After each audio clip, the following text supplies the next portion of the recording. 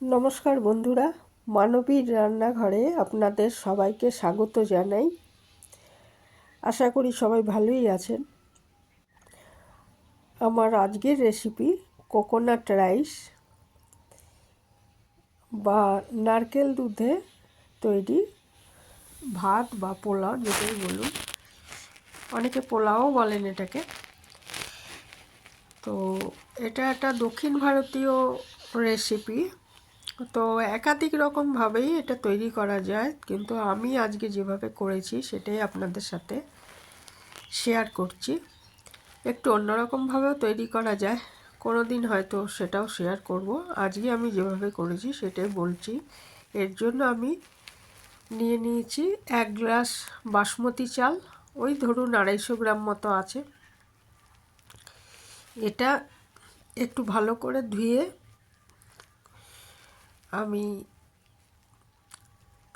জলে ভিজিয়ে রাখবো। আর এখানে এটার জন্য একটু নারকেলের দুধ লাগবে। আপনি নিজেও তৈরি করে নিতে পারেন। আমি রেডিমেড কোকোনাট মিল্ক ব্যবহার করেছি। এই প্যাকেটটায় 2টো নারকেলের দুধ আছে, সেই জন্য এর অর্ধেকটা আমি ব্যবহার করব, অর্থাৎ একটা নারকেলের দুধ ব্যবহার করব আর কি। চালটা ভালো করে ধুয়ে তারপরে আমি এটাকে 1 ঘন্টা মতো জলে ভিজিয়ে রাখবো, তাহলে ভাতটা ভালো হবে আর তাড়াতাড়ি সেদ্ধও হয়ে যাবে। কারণ আজকে আমি এটা প্রেসার কুকারে করব না, এমনি কড়াইতে করব। প্রেসার কুকারে করলেও একটু অন্তত 20 মিনিট ভিজিয়ে রাখলে ভালো হয়। আর এটা ঘন্টাখানেক আমি ভিজিয়ে রেখেছি, জল দিয়ে অল্প জলে ভিজিয়ে রেখেছি। আর নারকেল দুধের কথা তো বললাম। এছাড়া লাগবে কারি পাতা, সর্ষে, আস্ত সর্ষে, শুকনো লঙ্কা 2টো, আর 2টো কাঁচা লঙ্কা আমি কেটে নিয়েছি, এগুলো লাগবে। আর আমি ছোট 1 বাটি মটরশুঁটি নিয়েছি, আর একটা গাজর আমি কেটে নিয়েছি। তো 1 ঘন্টা হয়ে গেছে চালটা ভেজানো। এইখানে আমি একটা কড়াইতে আগে 1.5 চামচ মতো সাদা তেল দিয়েছি, আর 1 চামচ মতো ঘি দিয়ে দিচ্ছি। আপনি এটা পুরোটাই ঘিতেও করতে পারেন, অনেকে পুরো রান্নাটাই ঘিতে করেন। আমি ঘিটা কম ব্যবহার করেছি আর কি, ঘি কম খাওয়াই ভালো সেই জন্য। কারণ এটা তো বাচ্চাদের অসুবিধে নেই, এটা বড়রাও খেলে তখন একটু ঘিটা কম খাওয়াই ভালো, সেই জন্য আমি সাদা তেল আর ঘি মিশিয়ে করেছি। তারপরে এর মধ্যে আমি একটু কাজু বাদাম ভেজে নিলাম। অনেকে এর মধ্যে চীনাবাদামও দেন, আমি চীনাবাদামটা দিইনি, শুধু কাজু বাদামই দিলাম।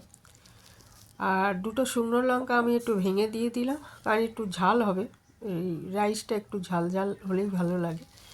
তারপরে 1 চামচ সর্ষে দানা ফোড়ন দিয়ে দিয়েছি, আর কারি পাতা। সর্ষে দানা আর কারি পাতা দিতেই হবে, কারণ এটা দক্ষিণ ভারতীয় রান্না, কারি পাতা আর সর্ষের ব্যবহার মাস্ট।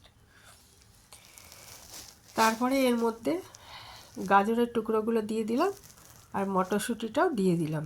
দিয়ে 1 চামচ কাঁচা লঙ্কা টুকরোগুলো দিয়ে, তারপরে 1 চামচ নুন দিয়ে এটা আমি একটু ভেজে নেব 2-3 মিনিট।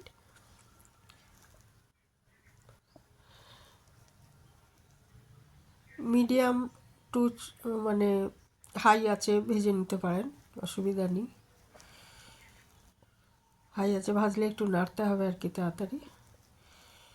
দিয়ে তারপরে আমি এটার মধ্যে ওই নারকেলের দুধ যে প্যাকেটটা, ওটা আমার তো দুধটা তৈরি করে নিতে হয়েছে, মানে কি ওটা ঘন ইয়ের মতো ছিল, সেটার মধ্যে আমি গরম জল দিয়ে 1 গ্লাস দুধ করে নিয়েছি। আর বাকিটা আমি জল দেব, মানে 1 গ্লাস দিলাম নারকেলের দুধ, আর 1 গ্লাস জল, আবারও হাফ গ্লাস জল, অর্থাৎ 1 গ্লাস নারকেলের দুধ আর 1.5 গ্লাস হচ্ছে জল। 1 গ্লাস চালের জন্য আমি 2.5 গ্লাস মতো দিলাম। এটা যদি আমি প্রেসার কুকারে করতাম 2 গ্লাস দিতাম, কিন্তু কড়াইতে করছি সেই জন্য আমার একটু জলটা বেশি দিতে হয়েছে। 1 গ্লাস টোটাল 2.5 গ্লাস আর কি, 1 গ্লাস নারকেলের দুধ আর 1.5 গ্লাস জল দিয়ে এটা ভালো মতো নেড়ে দিলাম। তারপরে এটা খুব ভালো মতো যখন গরম হয়ে যাবে বা ফুটে উঠবে, তখন আমি এর মধ্যে চালগুলো সমস্ত দিয়ে আর ঢাকা দিয়ে আগে 5-6 মিনিট রান্না করে নিচ্ছি। আঁচটা একটু মিডিয়ামই রাখবো, না হলে কি হবে ওটা ধরে যেতে পারে, ওই জন্য মিডিয়াম আঁচেই রান্না করছি। এটা 5-6 মিনিট পর ফিরে এসে এর মধ্যে আমি একটু এটা ভালো করে একটু নেড়ে দেবো, দিয়ে ভাজা কাজু বাদামগুলো এর মধ্যে দিয়ে দিচ্ছি। ভাজা কাজু বাদামগুলো দিয়ে দেওয়ার পর আবার নেড়ে চেড়ে এটা, এই সময় যদি দেখা যায় যে চালটা সেদ্ধ হয়নি তাহলে আরেকটু ঢাকা দিয়ে রান্না করতে হবে। আর যদি দেখা যায় মোটামুটি সেদ্ধ হয়ে গেছে তাহলে এর মধ্যে আমি মিশিয়ে নেব ধনে পাতা আর একটু পুদিনা পাতা কুচি। ধনে পাতা আর পুদিনা পাতা কুচি যে দিলাম এটা কিন্তু অপশনাল, দিতেও পারেন না দিতেও পারেন, কিন্তু কারি পাতাটা দিতেই হবে প্রথমে, কারি পাতার সর্ষে ফোড়নটা। তো এইভাবে নাড়াচাড়া করে চালটা যখন সেদ্ধ হয়ে যাবে দেখব, আর ওই জলটাও শুকিয়ে যাবে আর ঝরঝরে হয়ে যাবে, তখন আমি এটাকে আবার ঢাকা দিয়ে 2 মিনিট রেখে দেব। তারপরে গরম গরম কোকোনাট রাইস পরিবেশনের জন্য তৈরি হয়ে যাবে। এটা যে কোনো রকমের চাটনি আর কোনো সাইড ডিশ, চিকেনের ডিশও ভালোই লাগবে এর সাথে খেতে। তো এই ছিল আমার আজকের রেসিপি। আপনারা কেউ এইভাবে বানান কিনা কমেন্টে জানাতে পারেন, আর যদি না বানান তাহলে একবার বানিয়ে দেখতে পারেন কেমন লাগে। নানা রকমের খাবার টেস্ট করতেও ভালো লাগে, কারণ একই খাবার সবসময় ভালোও লাগে না। তো যারা এতক্ষণ দেখলেন অসংখ্য ধন্যবাদ জানাই। ভালো থাকবেন সবাই।